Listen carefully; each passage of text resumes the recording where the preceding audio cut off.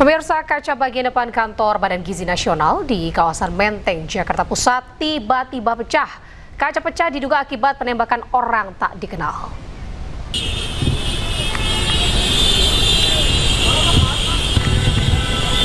Kantor Badan Gizi Nasional yang berlokasi di Jalan Kebon Sirih, Menteng, Jakarta Pusat, siang tadi mendadak ramai.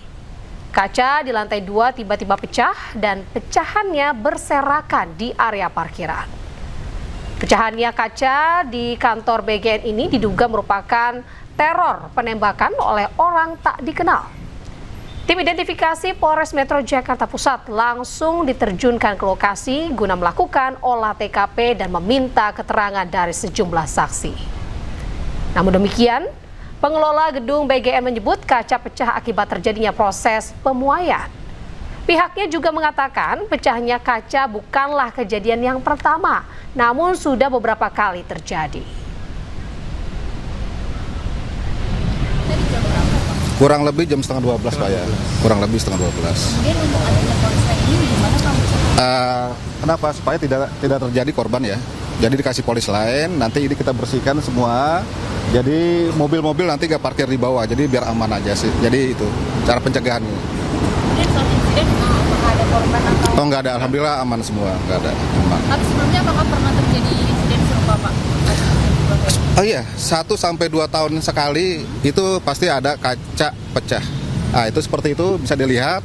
Itu ada yang bekas pecahan udah kita ganti. Lantai 2, lantai 5, lantai 8 juga ada yang pecah. Nah ini juga ada kaca kanopi juga ada yang pecah juga. Dan itu semua kita ganti. Gitu. Mungkin ada lagi Pak yang? Itu aja sih paling. Jadi nggak ada masalah apa-apa sih. Emang kaca pecah itu real karena pemuaian kaca, itu aja sih.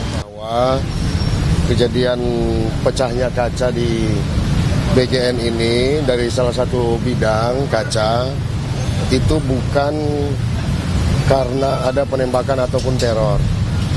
Jadi dari hasil pengecekan yang dilakukan oleh pengelola gedung bahwa terjadi pemuaian dari bidang kaca tersebut sehingga mengakibatkan kaca pecah.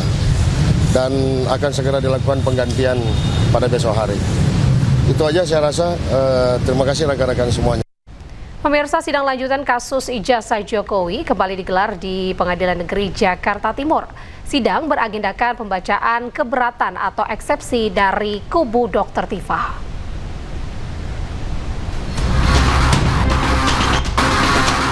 Terdakwa kasus tudingan ijazah palsu Presiden ke-7 Republik Indonesia Joko Widodo, Tifauzia Tiasuma atau Dr. Tifa selesai menjalani sidang eksepsi di Pengadilan Negeri Jakarta Timur Kamis pagi.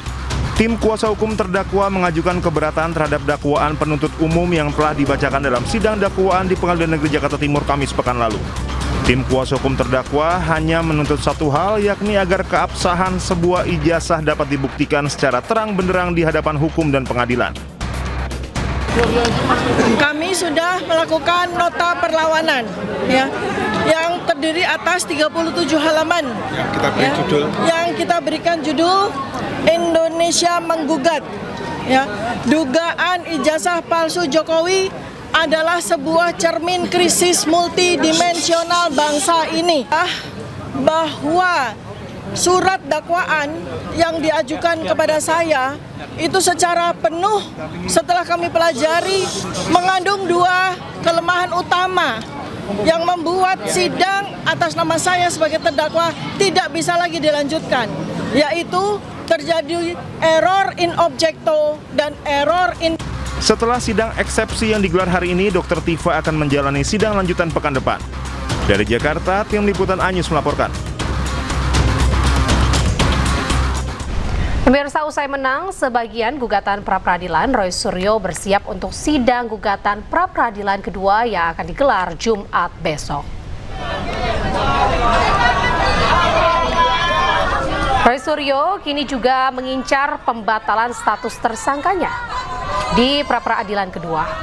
Pra-peradilan terbaru ini akan menjadi upaya hukum yang ditempuh terkait dengan sah atau tidaknya penetapan tersangka.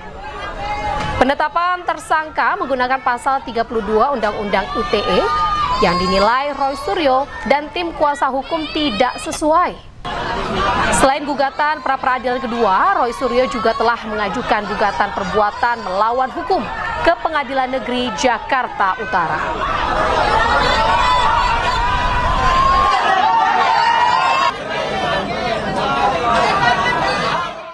Roy Suryo menang di pra-peradilan pertama. Pihak Peradi menanggapi santai dengan yakin bahwa di pra-peradilan kedua, kubu Roy Suryo CS ini akan kalah.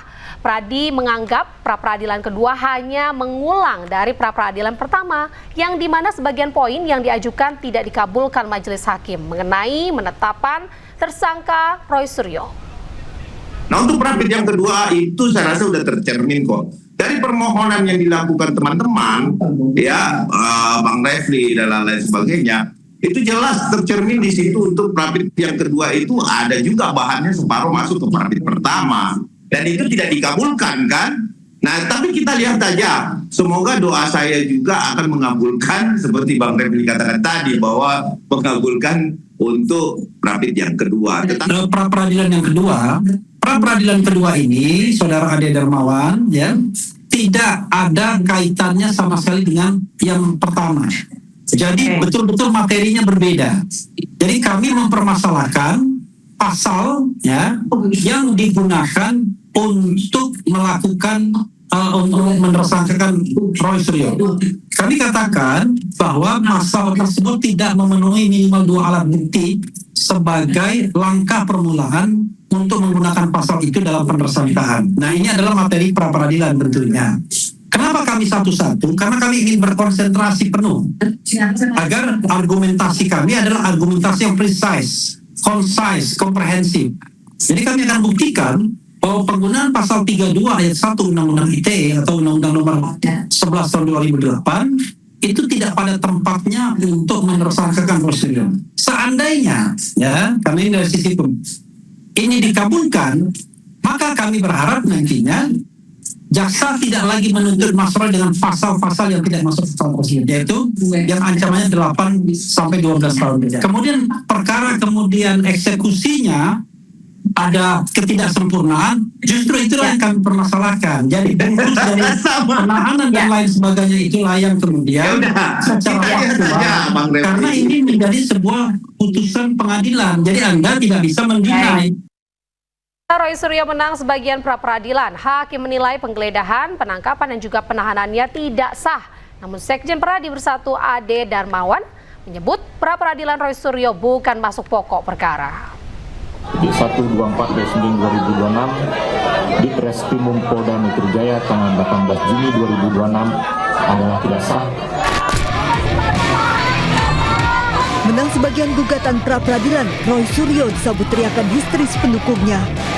Dalam sidang gugatan pra-peradilan Selasa siang, Hakim Pengadilan Negeri Jakarta Selatan menyatakan upaya penggeledahan, penangkapan, serta penahanan terhadap Roy Suryo tidak sah. Mengadili, 1. Mengabulkan permohonan pra-peradilan pemohon untuk sebagian.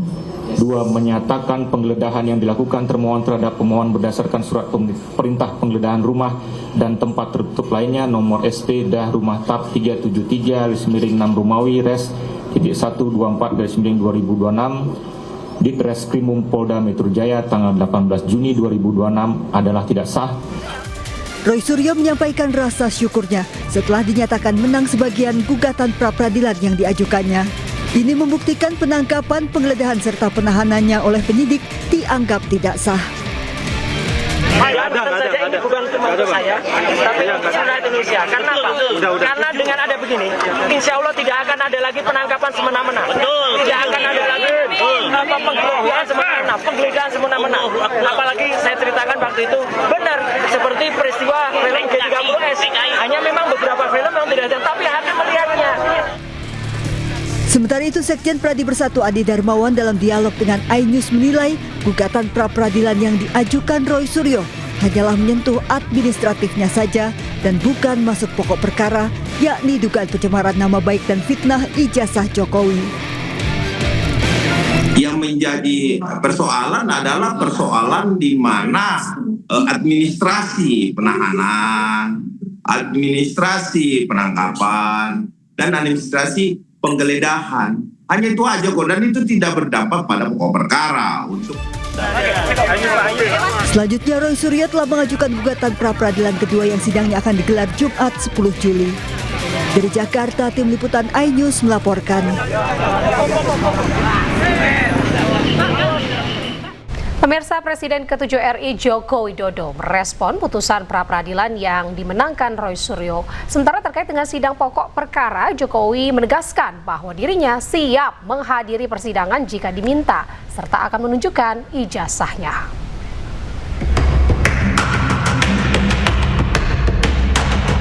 Pengadilan Negeri Jakarta Selatan menerima sebagian gugatan pra-peradilan Roy Suryo terkait penggeledahan, penangkapan, dan penahanan Roy Suryo dalam kasus fitnah ijazah Jokowi. Hakim menyatakan penggeledahan, penangkapan, dan penahanan Roy Suryo tidak sah. Menanggapi hal itu, Jokowi mengaku terkait kasus yang melibatkan Roy Suryo dan Dr. Tifa, Jokowi akan menghormati proses hukum yang berlaku jika dirinya dipanggil oleh majelis hakim. Jokowi menekankan komitmennya untuk membuktikan keaslian ijazah miliknya. Ia menyatakan bakal membawa dokumen asli ijazahnya dari SD sampai S1. Hal ini berlaku untuk kedua persidangan, baik untuk perkara Roy Suryo maupun Dr. Tifa. Kita harus menghormati proses hukum yang ada dan mekanisme hukum yang ada. Kalau saya diundang oleh Yang Mulia Majelis Hakim untuk hadir di forum persidangan, ya saya akan hadir. Dan sesuai yang saya sampaikan yang lalu, saya akan membawa dan menunjukkan ijazah dari SD, SMP, SMA, dan S1 yang saya miliki. Diketahui babak baru kasus fitnah ijazah Jokowi kini tengah bergulir di meja hijau.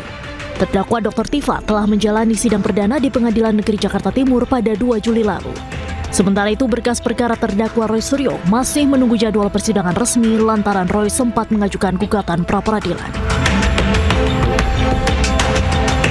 Tim Liputan iNews melaporkan.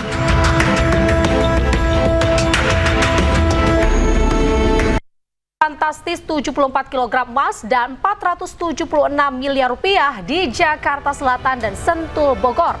Informasi selengkapnya saja dan tetaplah di iNews Sore.